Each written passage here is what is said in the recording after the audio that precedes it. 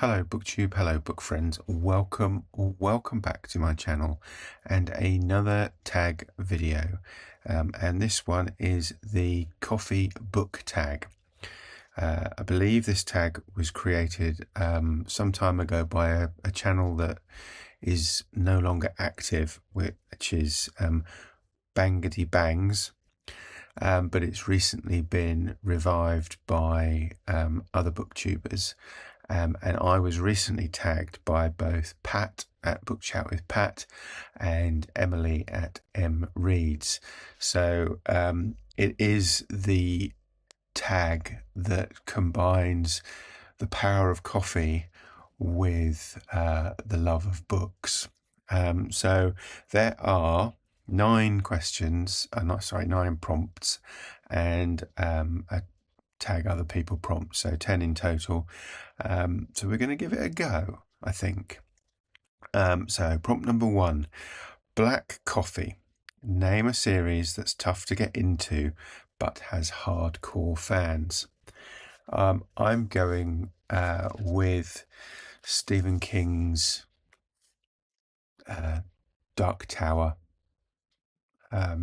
series, which is well loved by many of Stephen King's hardcore fans, but can be a little bit difficult to get into. It took me many years to read the series, and I read it as part of a group read along with a friend who I'm going to talk about in relation to another prompt, so I'll talk about him in a minute. He led that read along, and it is really worth reading the series. There are, some books are better than others, but and there's some odd things that happen later in some of the later books, but I would thoroughly recommend it, particularly if you've read any of Stephen King's other books. It is a bit of a departure from the books that perhaps he's better well known for, like It and Salem's Lot, and some of the more recent Holly Gibney books, but I would still say it's worth a read. So yeah, give it a go. Question number 2, Peppermint Mocha. Name a book that gets more popular during the winter or a festive time of year. I don't know whether it gets more popular or whether it is that well known or popular at all, but I thought I would go for J.R.R. Tolkien's Letters from Father Christmas.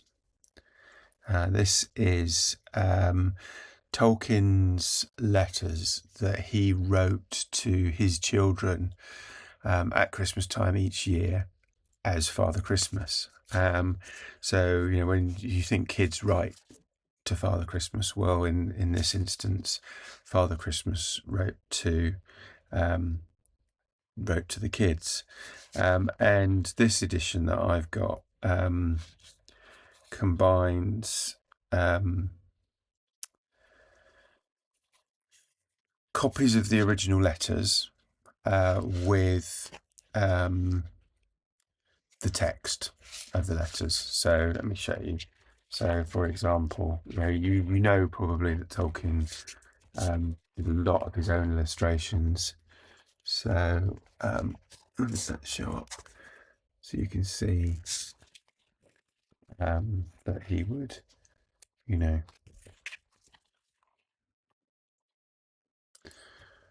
draw something, and as I say, each one is then coupled with.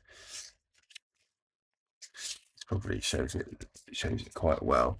So you get the text and then the handwritten letter. So I would thoroughly recommend this as a Christmas read.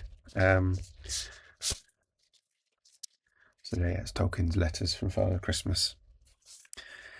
Time for coffee.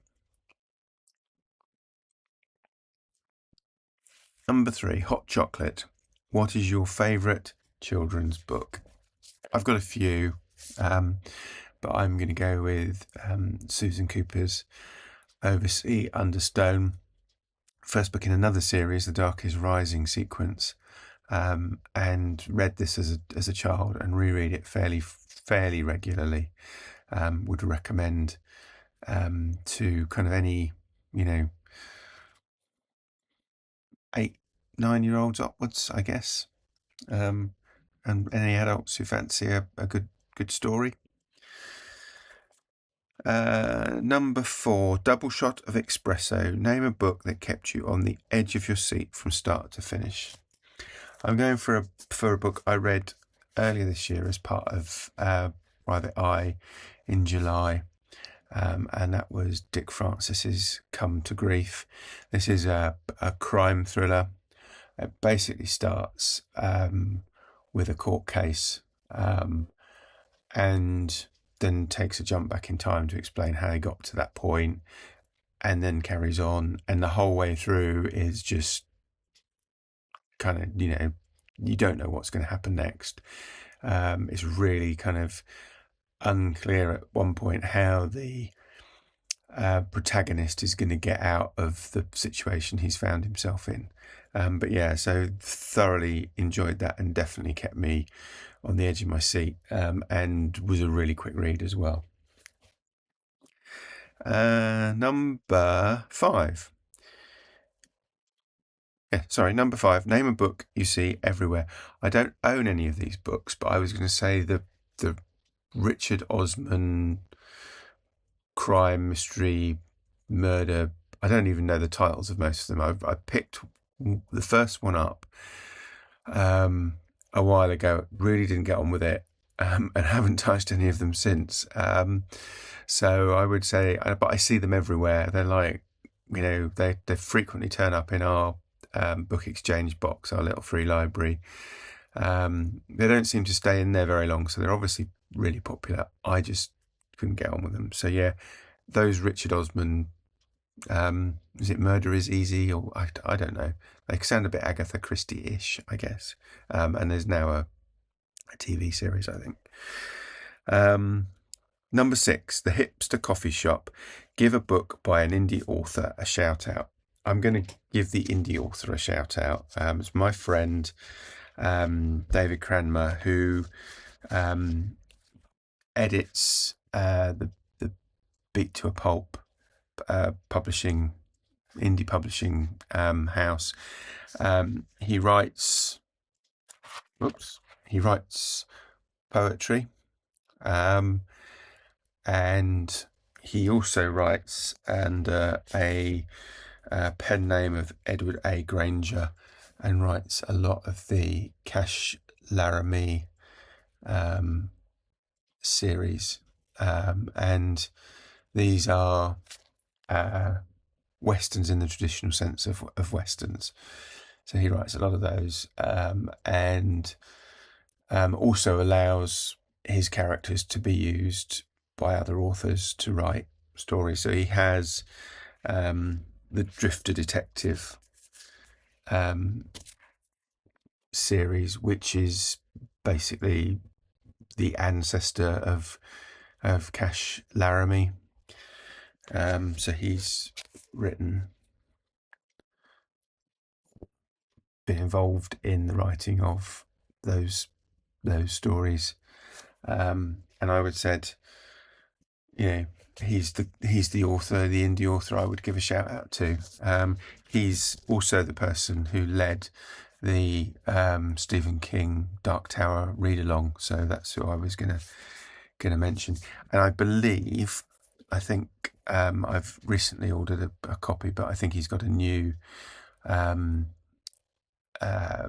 selection of poetry out, which my copy should arrive soon, so I'll probably pick that up and talk about that in another video at a later date. But yeah, David Cranmer, if you're interested in westerns, would be a good read. Check him out, or under the pen name Edward A. Granger. Number 7. Whoops, I accidentally got decaf. Name a book you were expecting more from. Again, another book I read earlier this year for PI July, and another Stephen King, is Stephen King's Never Flinch. This was published this year, and is the latest in the Holly Gibney series that King started back with, well, I guess, Mr. Mercedes and other stories. But this just didn't quite hit the mark for me. It's still a good read. It's just not as good as the Holly, for example, with the eponymously titled previous Holly Gibney story. That was really good. This less so. So I, just on the basis of answering that, I was expecting more from that than I got, but there you go. Number 8, The Perfect Blend. Name a book or series that was both bitter and sweet, but ultimately satisfying. I'm going with the Bruno the Detective series by Martin Walker. I'll have to put a pick up because I don't have physical copies of those. I've only got e-copies. But his series, set in the Dordogne in France, Bruno is kind of the local chief of police, and it's a not quite cozy crime series, and it's both bitter and sweet. There's the crime, which is the bitter bit, but then there is kind of Bruno's life, the village life, his, where he lives, the landscape, the food. It's all great stories. And I'm part way through the series. I don't know. Again, I think there's like 20 plus books in the series, and I've not got anywhere near the end of the series yet. So still very much in the first kind of half of the series, I think. But yeah, I would recommend that as bittersweet but ultimately satisfying, very satisfying read, in fact. An Irish Pub Song by the Rumjacks, a book that is misunderstood.